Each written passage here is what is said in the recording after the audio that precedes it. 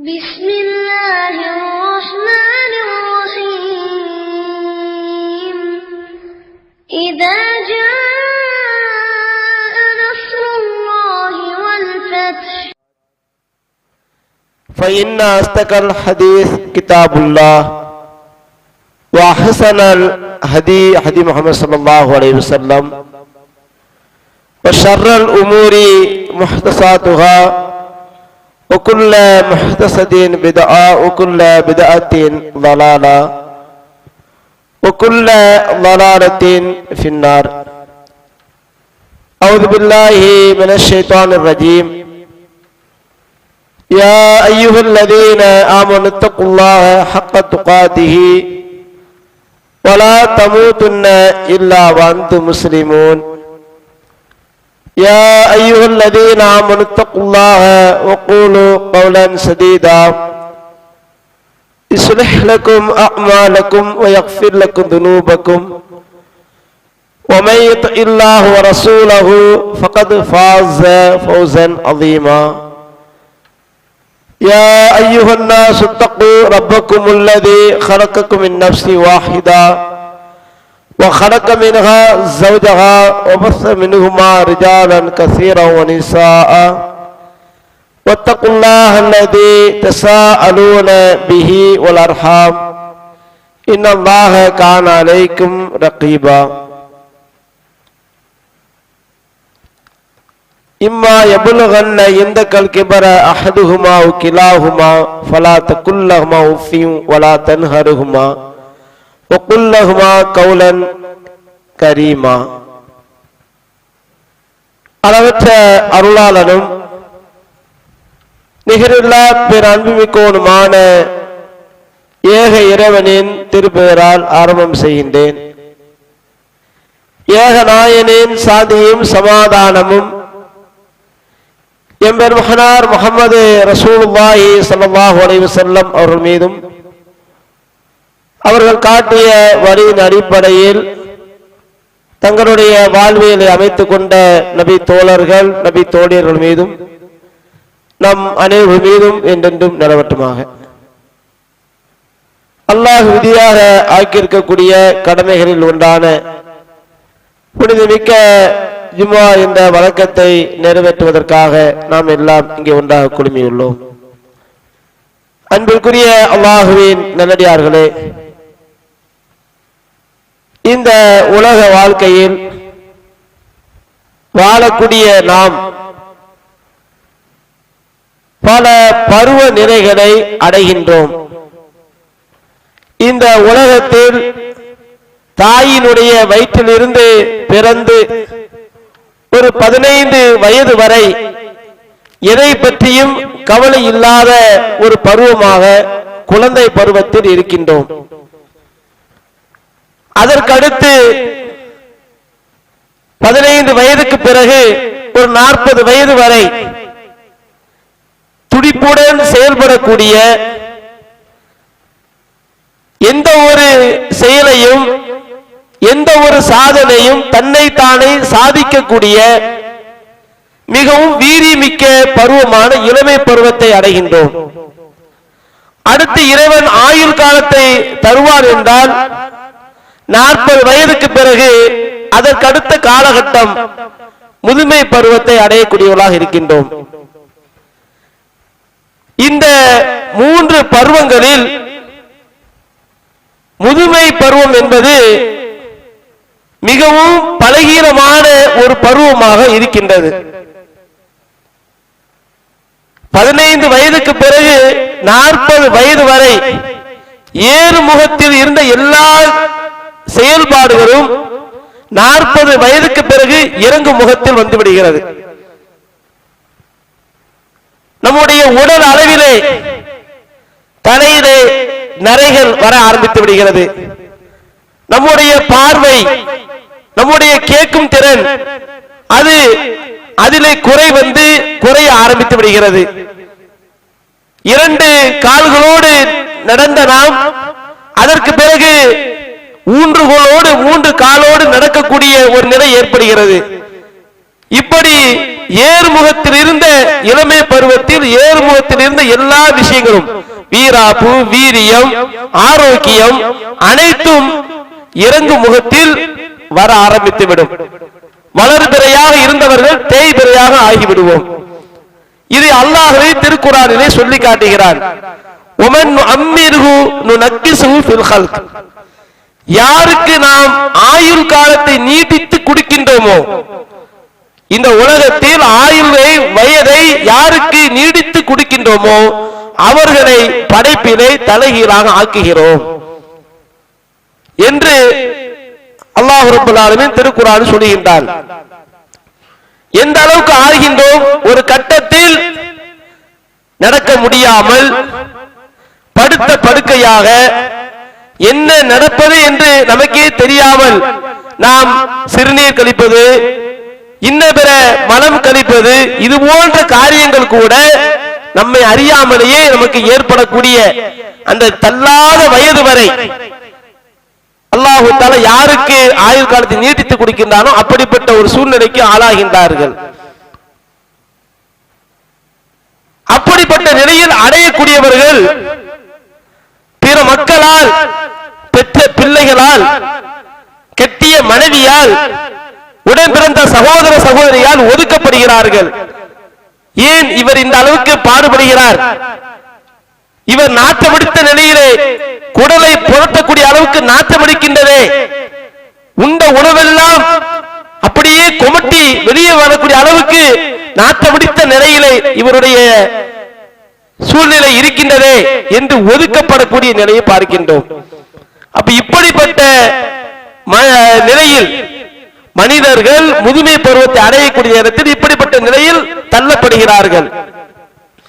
இந்த நேரத்தில் இஸ்லாமிய மார்க்கம் சில அறிவுரைகளை வழங்குகிறது.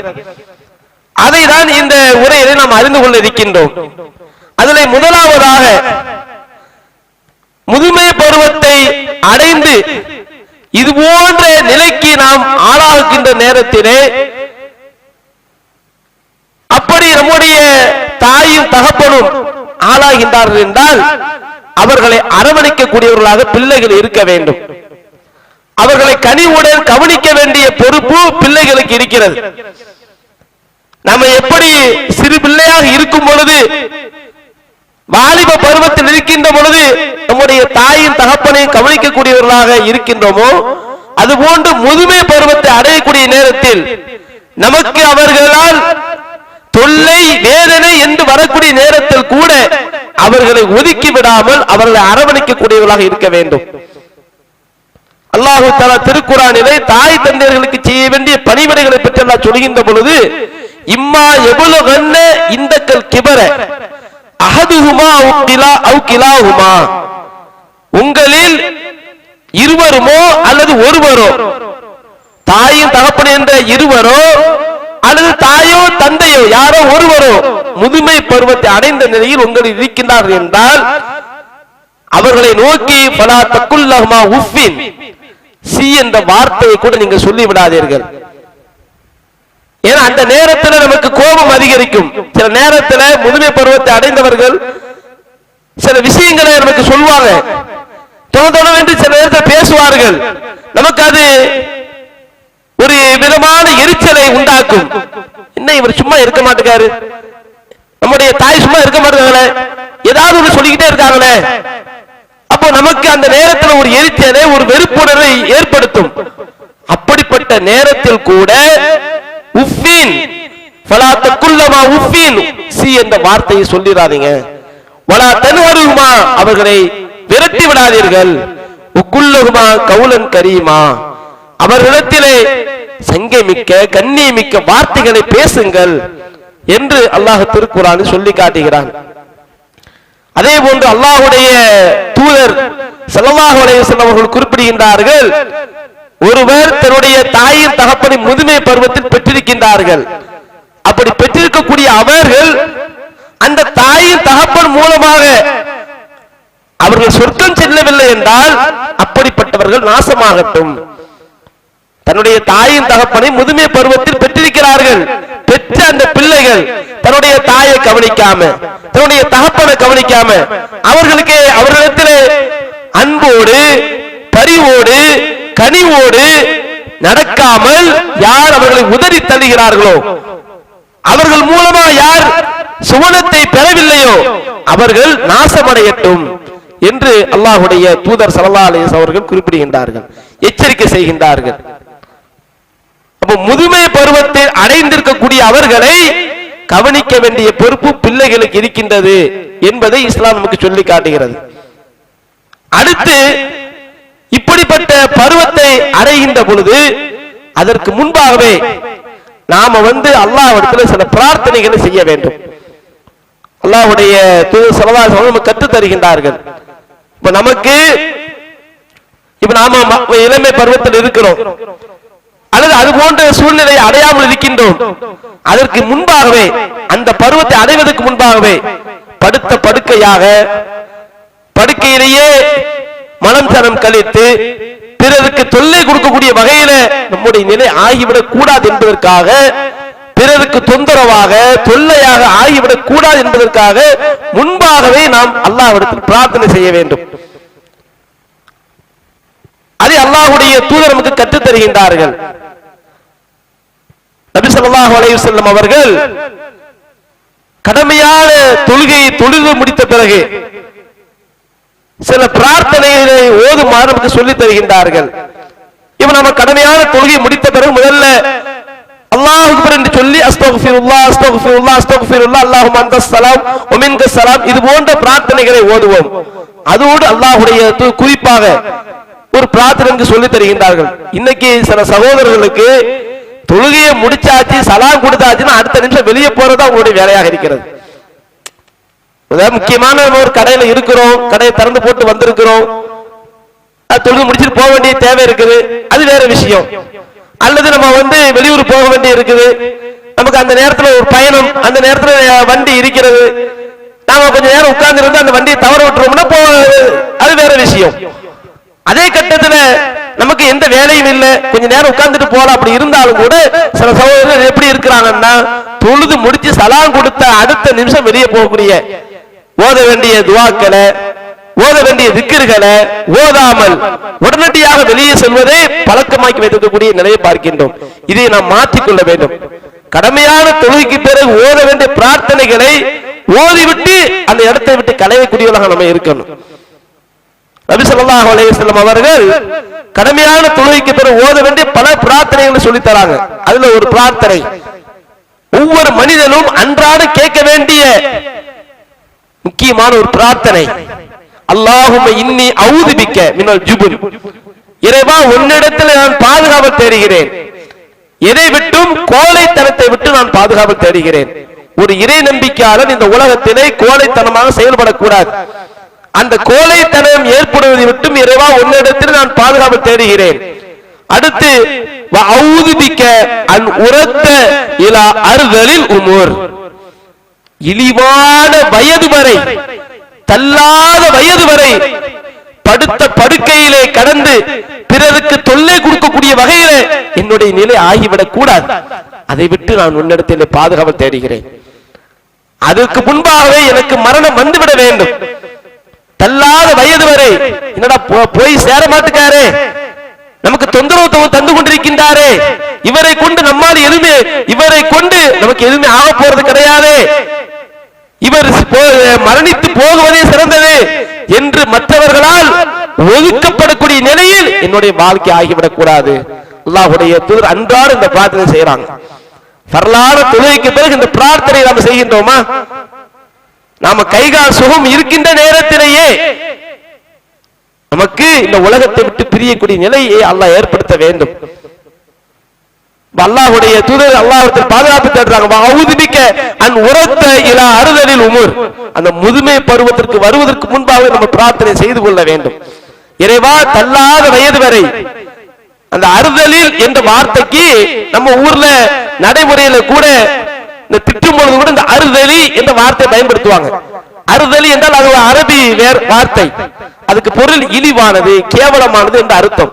அந்த இழிவான கேவலமான அந்த வயது வாழுகின்ற வரை வாழ்வதை விட்டும் உன்னிடத்தில் பாதுகாவல் தேடுகிறேன்.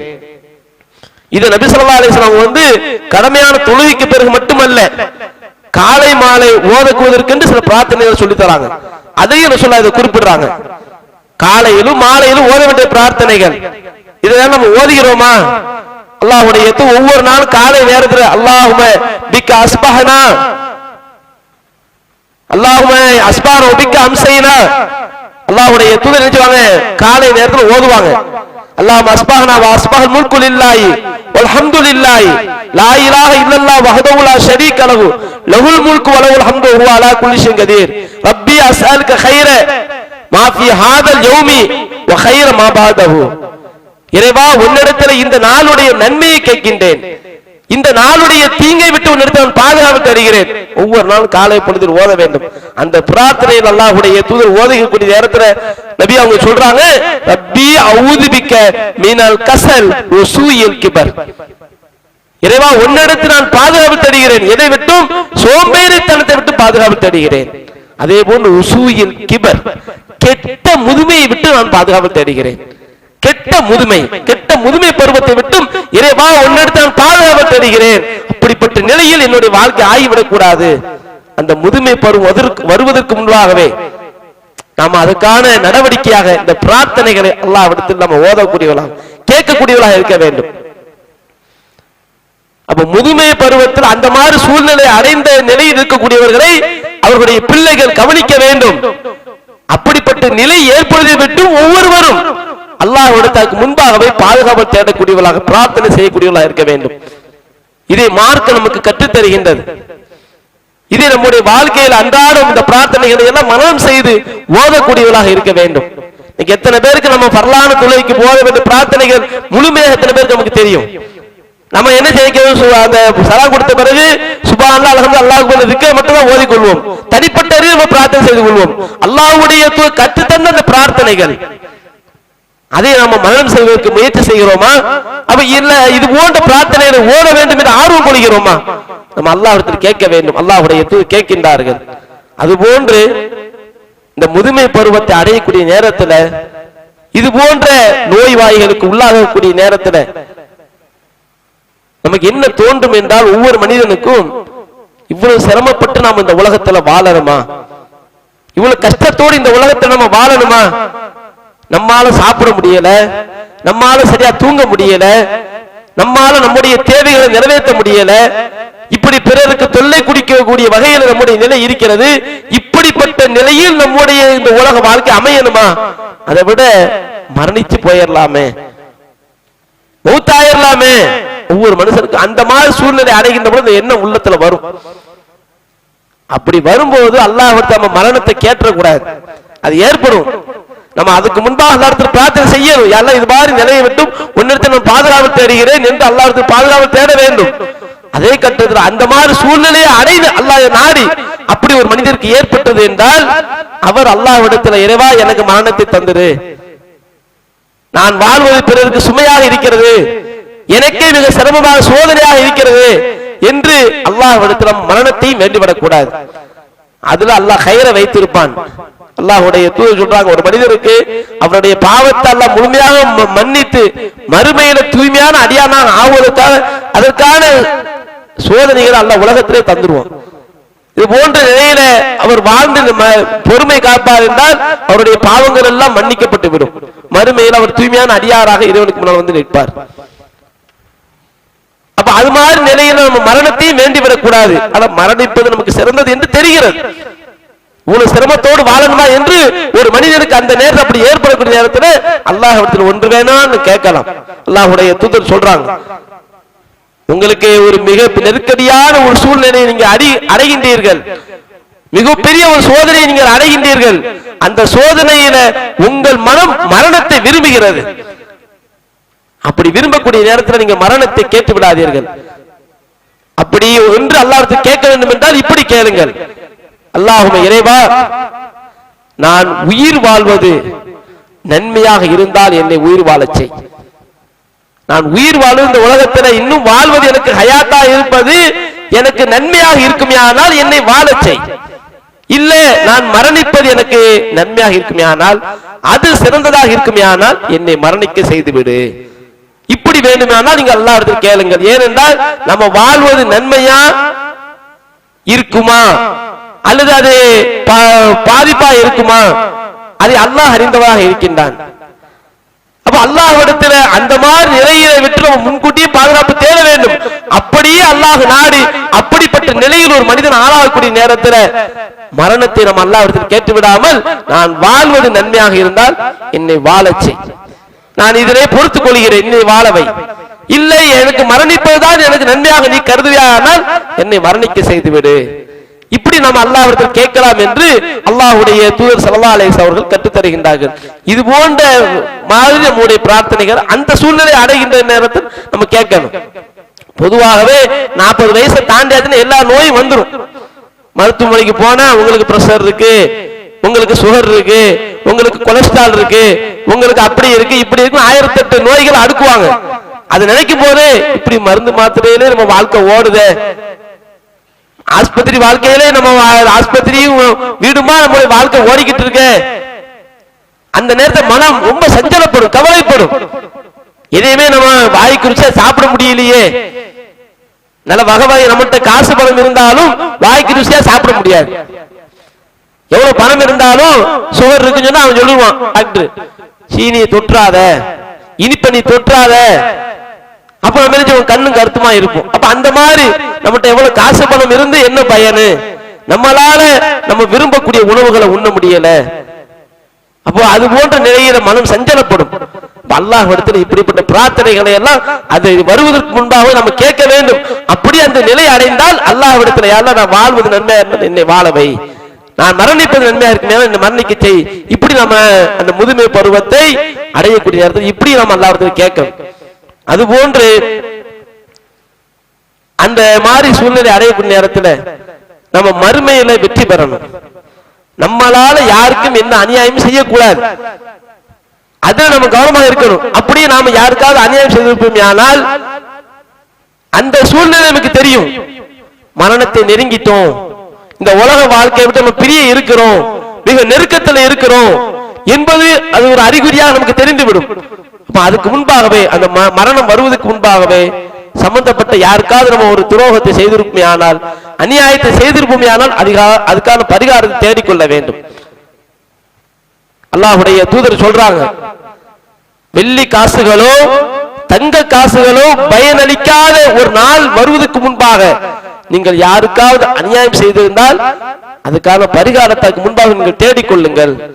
சம்பந்தப்பட்ட ஆள்கிட்ட மன்னிப்பு கேட்கிறது அல்லது யாருடைய உரிமையை நாம பறித்திருப்போம் அந்த உரிமையை அவருக்கு நாம் கொடுக்கிறது, இது போன்ற வகையில அந்த பரிகாரத்தை நம்ம தேடிக்கொள்ள வேண்டும். நாம முதுமை பருவத்தை அடையக்கூடிய நேரத்தில் நமக்கு எங்க சொத்து இருக்கு அதையெல்லாம் நம்ம என்ன செய்வோம், நம்முடைய வாரிசுகிட்ட சொல்லுவோம். அதோடு நம்ம நிறுத்திவிடக் கூடாது. யார் யார் நமக்கு தர வேண்டி இருக்கு அதை நம்ம சொல்லுவோம். எப்பா நான் ரொம்ப படுத்து படுக்கையா கிடக்கிறேன், இன்னைக்கோ நாளைக்கோ எப்போ எனக்கு மரணம் வந்துடும், ஆனா எனக்கு அவரு 1 லட்சம் ரூபாய் தர வேண்டி இருக்கு அப்படின்னு போயிட்டு அவர்கிட்ட போய் கரெக்டா வாங்கிரு. இவரு இப்ப இந்த இடத்துல சொத்து இருக்கு, அதை வாங்கி போட்ட சொத்து கவனமா பாத்துக்க. இதெல்லாம் நம்ம நம்முடைய பிள்ளைகளுக்கு ஒவ்வொருவரும் சொல்வார்கள். இதோடு நான் இவருக்கு இந்த மாதிரி அநியாயம் செஞ்சிருக்கேன், நான் அவருடைய சொத்தை அபகரிச்சுட்டேன், ஏதாவது ஒரு வகையில என்னால் அவருக்கு அநியாயம் செய்யப்பட்டிருக்கு, அதுக்கான பரிகாரத்தை நீ செஞ்சிரு, இது நம்மளுடைய பிள்ளைகள்கிட்ட சொல்லணும். அது அப்படிப்பட்ட அது மாதிரி நம்ம யாருக்காவது உதவி செய்கிறோம், நம்முடைய மரணத்துக்கு பிறகு அந்த உதவி தொடரணும், நம்முடைய பிள்ளைகள்கிட்ட நம்ம சொல்லணும். இது மாதிரி நம்ம மறுமைக்கான நன்மையாக மறுமைக்கான வெற்றியாக இது போன்ற காரியங்களை எல்லாம் இந்த உலகத்தில் வாழும் பொழுது முதுமை பருவத்தை அடையக்கூடிய நேரத்தில், ஏனென்றால் அது மரணத்துக்கு நெருக்கமான ஒரு பருவம். அப்ப இது போன்று நம்முடைய வாழ்க்கை இதெல்லாம் இஸ்லாம் நமக்கு வழிகாட்டுகிறது. முதுமை பருவத்தை அடையக்கூடியவர்கள் எப்படியெல்லாம் நம்முடைய நடைமுறை ஆக்கிக் கொள்ள வேண்டும், நம்முடைய அணுகுமுறை எப்படியெல்லாம் ஆக்கிக் கொள்ள வேண்டும் என்பதற்கு இஸ்லாமிய மார்க்கம் இது போன்ற வழிகாட்டுதலை வழங்குகிறது. இந்த வழிகாட்டுதலை நம்ம கை கொள்ளக்கூடியவர்களாக இருக்க வேண்டும். அப்ப இஸ்லாமிய மார்க்கம் ஒரு மனிதன் பிறந்ததிலிருந்து மரணிக்கின்ற வரை சந்திக்கக்கூடிய அனைத்து காரியங்களுக்கும் தெளிவான விஷயங்களை வழிகாட்டுகிறது. அதில் இது முக்கியமான ஒன்று. இது மறுமை வெற்றிக்கான ஒரு வழியாக இருக்கிறது. இதையும் நாம கவனத்தில் வைக்க வேண்டும். அதுபோன்று நல்லறங்களை அதிகம் அதிகம் செய்யக்கூடியவர்களாக இருக்க வேண்டும். அந்த முதுமை பருவத்தில் குறிப்பாக நம்ம இளமை பருவத்திலும் அதிகம் நல்லறம் செய்ய வேண்டும். இளமை பருவத்தை வீணாக்கி விடக்கூடாது. அல்லாஹ்வுடைய தூதர் சொல்றாங்க, நாளை மறுமையில அரிசி கீழே நிழல் இருக்கும். அந்த அரிசி கீழே நிழல்ல 7 கூட்டத்தார்களுக்கு அந்த நிழல் அளிப்பான். அதுல ஒரு கூட்டத்தார் இளமை பருவத்தில் இறை வணக்கத்திலே கழித்தவர்கள். அடுத்து முதுமை பருவம் என்பது மரணத்துக்கு நெருக்கமான பருவம். அதிலே நம்ம வீணான காரியங்களில் வெட்டி பேச்சு. இன்னைக்கு முதுமை பருவத்தை அடைந்த பல பேர் எப்படி இருக்கிறாங்கன்னா, போய் வீணான காரியங்கள்ல வீணான விஷயங்களிலே தங்களுடைய வாழ்க்கை கழிக்கின்றார்கள். ஒரு சாயா டீ கடைக்கு முன்னாடி உட்கார்ந்த பல மணி நேரங்கள் எந்த எதுக்குமே பிரயோஜனம் இருக்காது. அந்த பேச்சுக்களை ஊறி தலைக்கிறது. அந்த நேரத்தில் கொஞ்ச நேரம் அல்லாஹ் திக்ர் செய்யலாம், திருக்குரானை ஓதலாம், இன்னும் நன்மையான காரியங்களை செய்யலாம். அதையெல்லாம் கழிக்காமல் இது போன்ற வீணான காரியங்களே. ஏன்னா முதுமை பருவத்தில் சும்மா இருப்பாங்க, நேரம் போக மாட்டேங்குது இப்படின்னு சொல்லிட்டு என்ன செய்யறது, வெற்றி கதையும் ஊர் கதையும் பேசிக்கொண்டு காலத்தை கழிக்கக்கூடியவர்களை பார்க்கின்றோம். இப்படி நம்முடைய நிலை இருக்கக்கூடாது. அந்த பருவம் அல்லாஹ்வுடைய தூதர் சொல்றாங்களே, 2 விஷயங்கள் இருக்கிறது, 2 நியாமத்து இருக்கிறது. அதுல அதிகமான நஷ்டத்தில் இருக்கிறாங்க. ஒன்று ஓய்வு, இன்னொன்று ஆரோக்கியம். முதுமை பருவம் என்பது மிக ஓய்வான ஒரு பருவம். அதுல அதிகமாக நல்லறங்கள் அதிகமாக்கிக் கொள்ள வேண்டும். நம்முடைய மரணத்துக்கு பிறகு நம்மோடு கூட வருவது இந்த உலகத்தில் நாம் செய்யக்கூடிய நல்லறங்களுடைய நன்மைகள் தான். அது நம்ம கவனம் செலுத்தக்கூடியவர்களா இருக்க வேண்டும். அப்ப இஸ்லாமிய மார்க்கம் வழிகாட்டிய அடிப்படையில இது போன்ற நடைமுறைகளை எல்லாம், இது போன்ற வழிமுறைகளை எல்லாம் நம்முடைய வாழ்க்கையில கடைபிடித்து இந்த உலகத்திலும் மறுமையிலும் வெற்றி பெறக்கூடிய அதிகாரிகளாக அல்லாஹ் தஆலா உங்களையும் என்னையும் ஆக்கி அருள் என்று கூறி என்னுடைய இந்த முதல் உரை நிறைவு செய்து கொள்கின்றேன். வாஹிர் தாவானா அனில் ரப்பில் ஆலமீன்.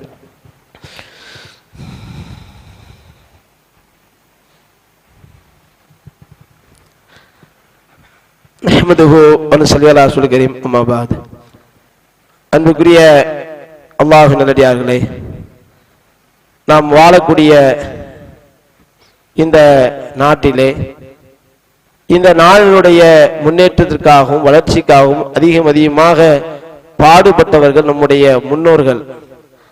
இது மறைக்க முடியாத வரலாற்று உண்மையாக இருக்கிறது. ஆனால் இன்றைக்கு ஆட்சி கட்டில் அமர்ந்திருக்கக்கூடியவர்கள் இந்த நாட்டிலே இருந்து நம்மளை எப்படியாவது அப்புறப்படுத்த வேண்டும், இவர்களை இந்த நாட்டிலே உரிமையற்றவர்களாக ஆக்க வேண்டும் என்பதற்காக பலவிதமான சதி திட்டங்களை அவ்வப்போது நிறைவேற்றி வருகின்றார்கள்.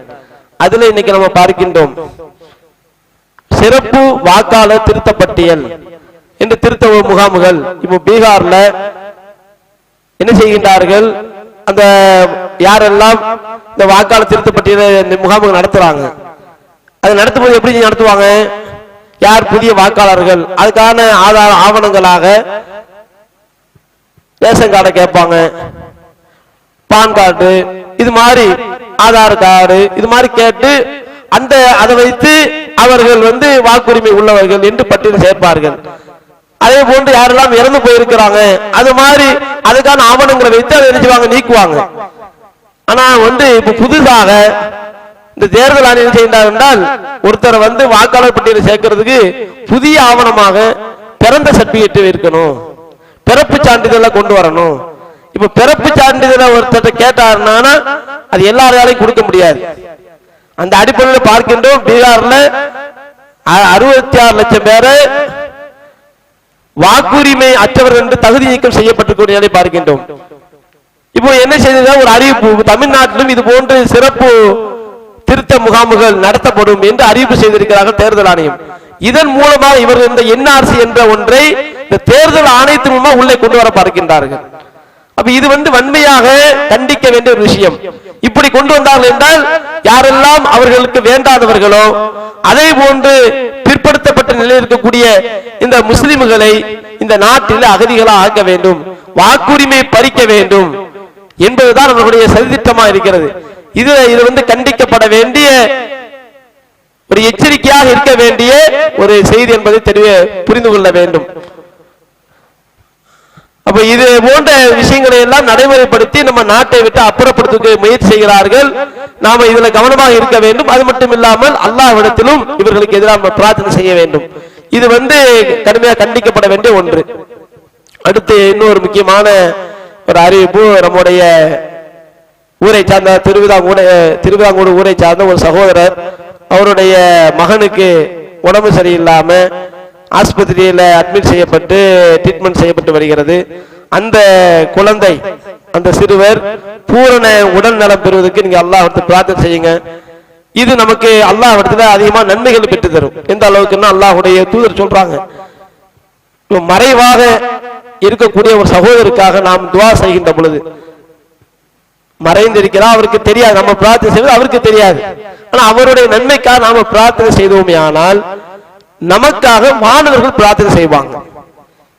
அல்லாஹ்வுடைய தூதர் சொல்றாங்க, மறைவா இருக்கக்கூடிய சகோதரருக்கு அவருடைய நன்மைக்காக, உடல் நலத்துக்காக, வேற வேற காரியங்களுக்காக நம்ம அல்லாஹ் பிரார்த்தனை செய்வோமே ஆனால் இறைவா இவருக்கும் அது போன்று நீ கொடு என்று வானவர்கள் பிரார்த்தனை செய்வாங்க. வானவர்களுடைய பிரார்த்தனை என்பது சாதாரண ஒன்று இல்லை. ஏனென்றால் வானவர்கள் எதையுமே சுயமா செய்ய மாட்டாங்க, அல்லாஹ்வுடைய கட்டளை இருந்தால் மட்டும்தான் செய்வாங்க.